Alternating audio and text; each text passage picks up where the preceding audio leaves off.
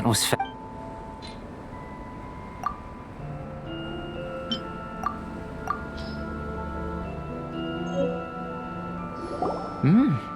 an average outcome experimentally, but you've really brought out the flavor. You seem well versed in the science of gastronomy. As far as the proliferation hypothesis is concerned, we've come up short. Seems like food presents the same headaches in your world as it does ours. Unless... could it be that the natural laws of this world are limiting your unique abilities? We just didn't know how to channel elemental power into the food. It's a little more complicated than adding herbs and spices, you know. Not to worry. At least we put some food to good use. No need to feel disheartened. And here's your portion. Enjoy. I can box it up if you like. Woohoo! Thanks! Glad you were paying attention. I can tell that you're good friends. Paimon was keeping an eye on you and your safety during the whole experiment. Not that Paimon would have been able to do much if things had gone wrong. But anyway. Hey! You were being nice a second ago! But you do have tasty recipes, so Paimon forgives you. And you're right, we are good friends. You have good friends too, right? Good students? Yes. I'm fortunate too, I suppose. Anyway, moving on to the next experiment. There are all manner of alchemical items here. Keeping them in their proper place is a challenge at the best of times. A while ago, I had the misfortune of misplacing a batch. I managed to retrieve the majority, but 2 vials have been evading me. Animal crystal fly elemental extract and electrohypostasis powder. Paimon's barely finished eating and you want us to go gathering again? Don't worry if you can't locate them. I was planning to replace them anyway. Though finding them would save me the hassle. If you had, say, a superpower, like night vision or vibratory sensing, lost property would be a thing of the past. I must have dropped them somewhere in the area where you were looking just now. So, guess we'd better take a look. Oh yeah! You could use elemental sight!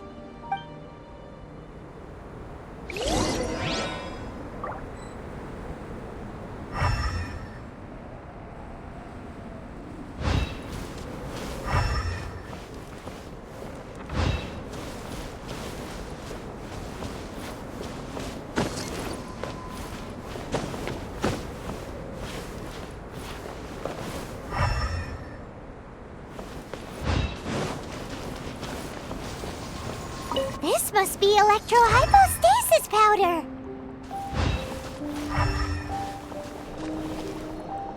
The extract of an animal crystal fly can only be animal elemental... Goodness, you managed to find them. Incredible. 1,000 thanks. I'm wondering, this elemental sight, this is what allowed you to locate the items and find me here on the mountains, correct? Yep! Guess it does sort of count as a superpower, huh? Unfortunately, though elemental sight is seldom seen, it is not unheard of in Teyvat. Only a never-before-seen otherworldly power would be of benefit to my research. You mean, we failed again? Don't be disheartened. This falls entirely within my expectations. Besides, getting these items back, I'd call this a very worthwhile experiment. I have to commend your deduction that the items would contain elemental traces. Right then. Up until now, our research has focused on your otherworldly identity. Our research on your identity as one of us is just beginning. In essence, the differences between humans are reflected in our intellectual and physical capabilities. Let's start with physical.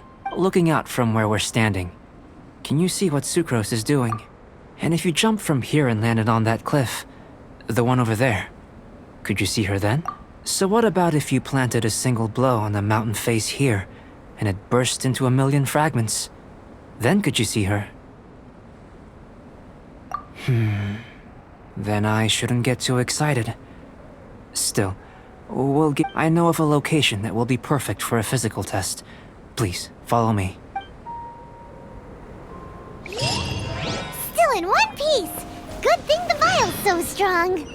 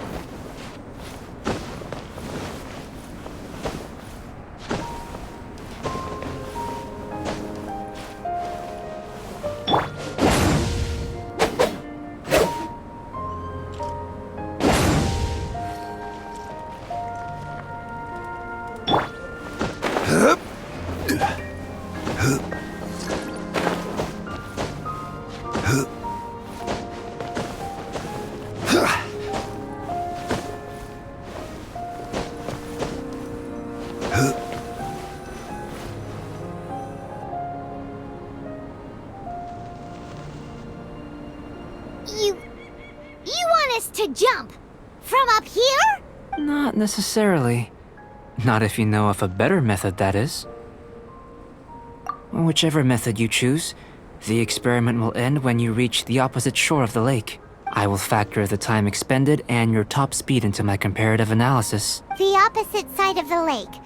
Without limitations, we complete tasks intuitively, using the method that seems most rational to us. Some of us would be unable to stand the icy waters. Others might find the whole thing rather refreshing. No matter what choice you make, it's all a part of the experiment. For me, every detail is invaluable to the research. Then if you would, please, I eagerly await the results. Wait a minute. While we're busy testing, what exactly are you gonna be doing? Me? Recording data, responding to risks, providing emotional support. So if we do decide to go swimming, you gonna dive in with us? No. Unless you're thinking of conducting competitive research? Oh! Forget Paimon said anything.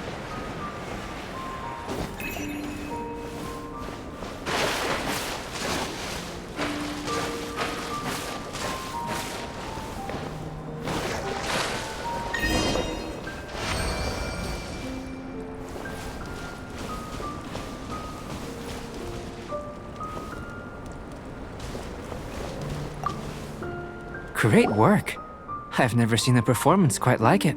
Your reputation precedes you, traveler. The data shows that you're easily outperforming the average citizen in Mondstadt. But you followed us the whole way without breaking a sweat! Me? Actually, I used alchemy to cheat a little.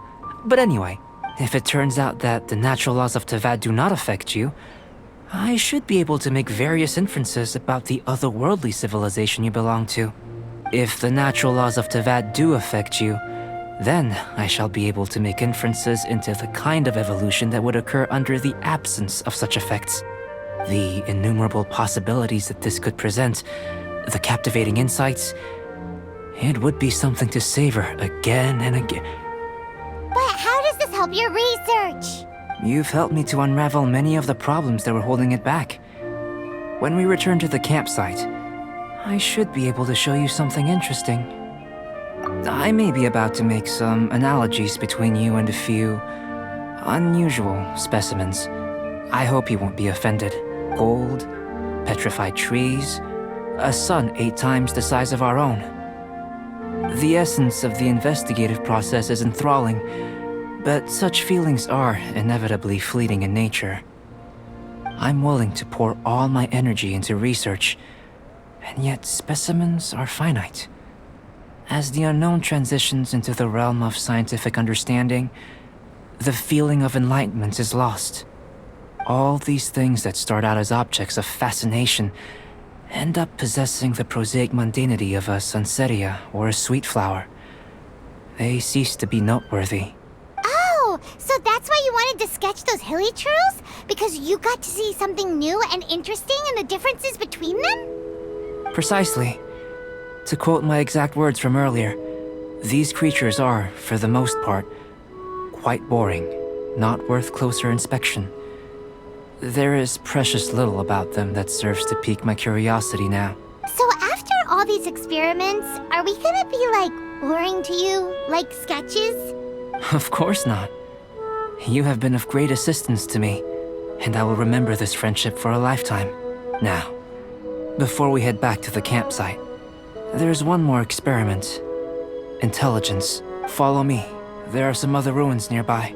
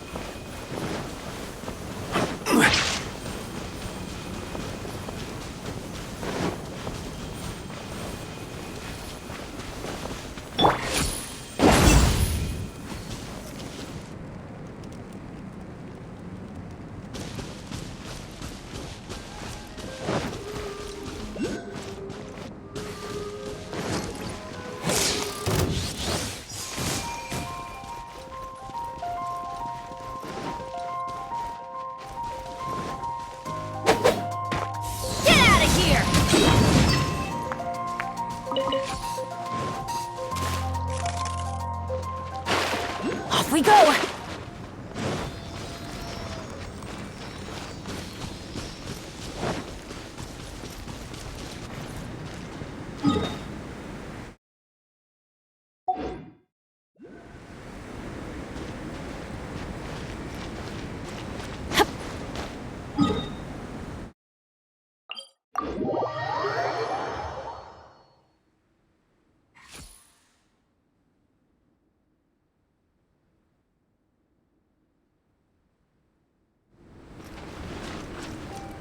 Off we go!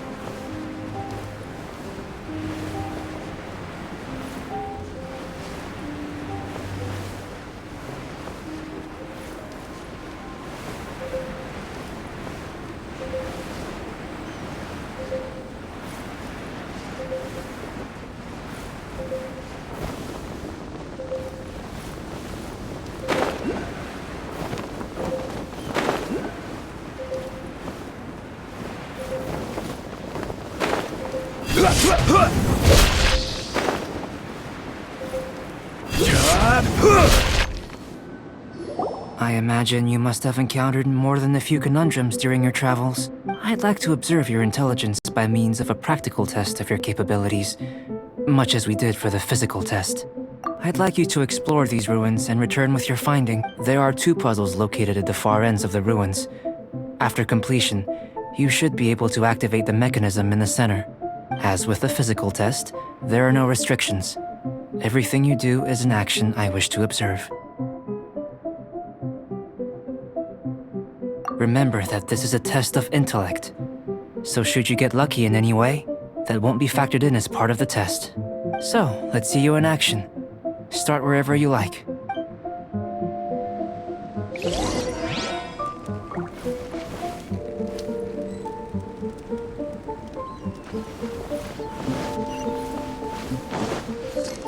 It's a complex environment, so proceed with caution.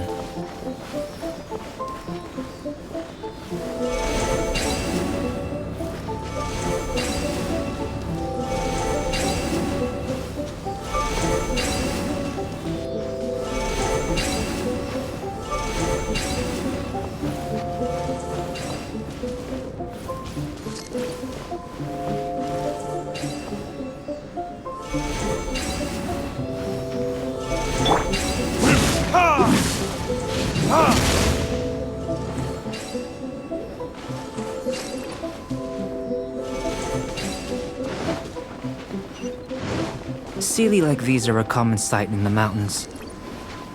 Returning them to their rightful places is up to you.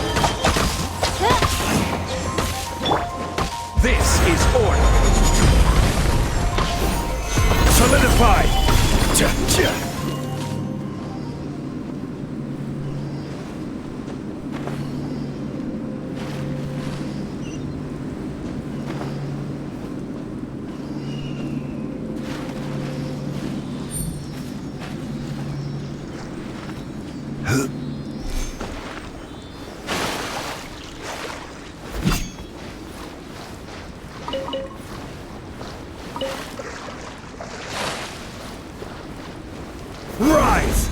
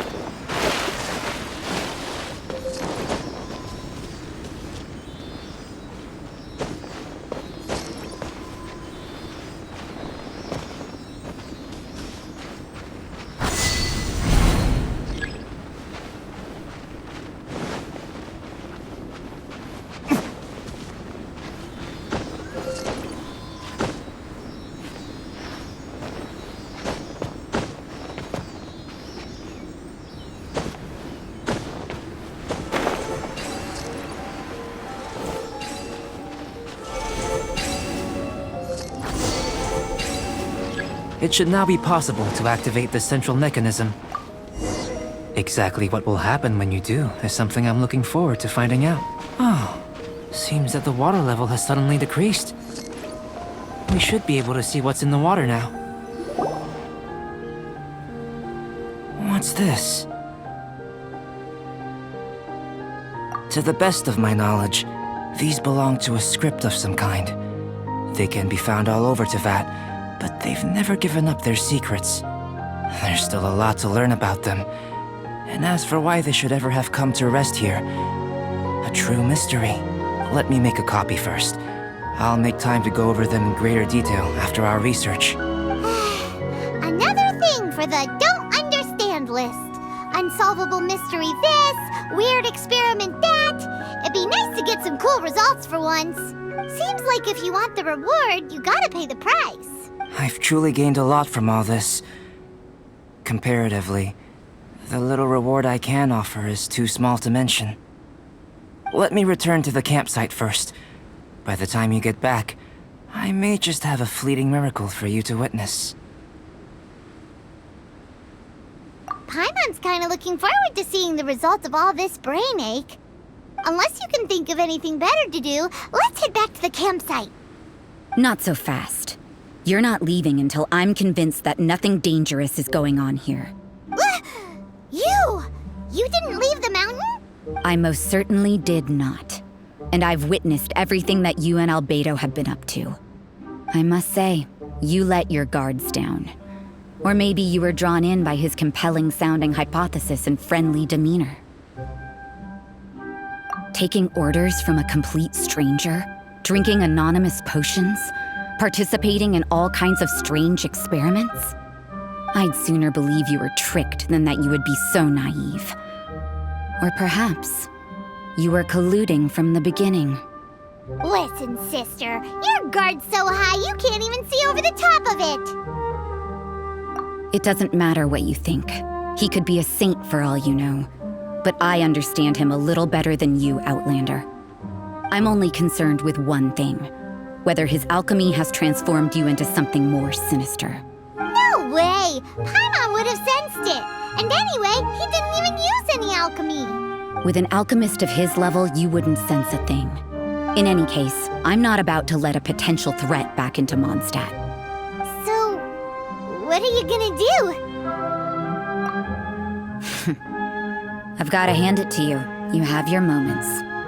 If I can be sure that nothing you came into contact with is dangerous, That's good enough for me. I've investigated everything else. The only items left on the agenda are these symbols. But we don't even know what they mean. That much is true.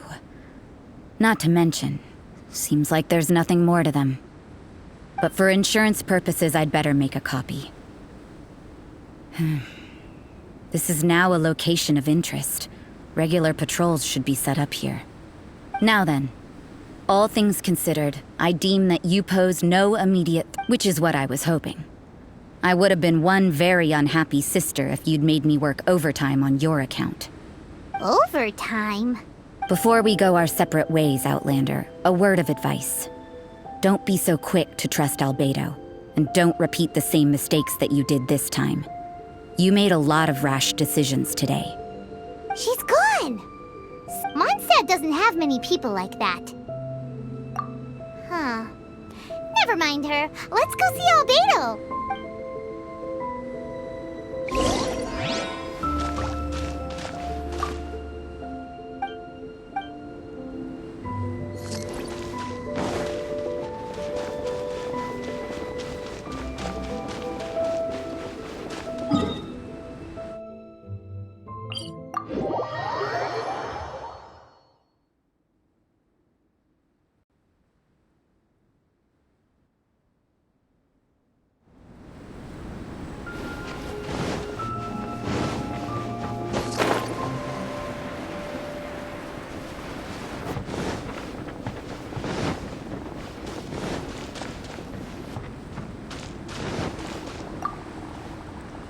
You're back.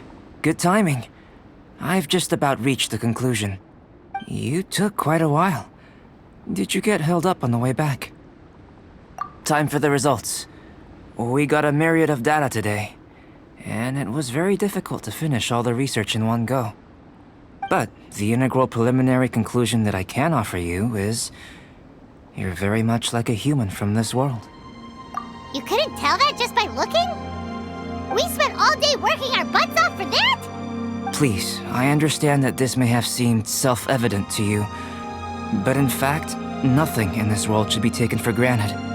Have you ever considered that the world of Teyvat may have a natural hostility to Outlanders? I mentioned the natural laws of this world. You're able to converse with me here without consequence, and nothing seems amiss. But it's arguably a small miracle. The only other life form that, like you, has come here from afar is the seed that I mentioned. Under the effects of Teyvat's natural laws, it isn't even able to sprout, let alone bloom. But after I observed you, I had another idea. Imitating you helped to inspire my alchemy. And so... Whoa! It looks like something's appearing!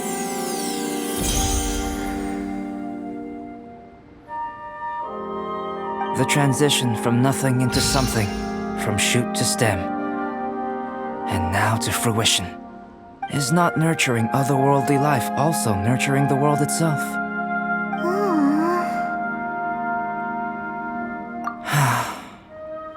It would seem that that's as far as we go. A transient bloom of incomparable beauty. Life's proudest achievement. Paimon thought, with all our efforts, it might have bloomed forever, and it didn't even have any fruit. Life is a manifold tapestry of free entities. Its value shouldn't derive from how long it stays with us. Even a momentary burst is precious. A short life can be well lived. A life lived efficiently, lived to perfection, is necessarily one unburdened by loneliness. So, do you understand what I meant about us conversing here arguably being a small miracle? Things feel a little heavy right now. Don't be sad. You've got Paimon to look after you. Albedo, Paimon really wants to be your friend. Thank you both. Even if dispelling loneliness is not essential for life, it certainly doesn't hurt. Your help inspired me to discover the means to make a flower bloom. I mean that the time I've spent traveling with you in the mountains was a valuable journey for me. In the future, if the need arises, can I solicit your help again? Well, glad I can count on you. I made a point throughout of telling him how ordinary the results were. But what was that sediment I saw forming at the bottom of the vial? It should not have been there. What could it mean? Those born of Earth are bound by its imperfections, but those born of chalk are free of impurities. You and I are alike, both composed of a substance that has yet to be fully defined. If, one day, I lose control, destroy Mondstadt, destroy everything, can I rely on you to stop me?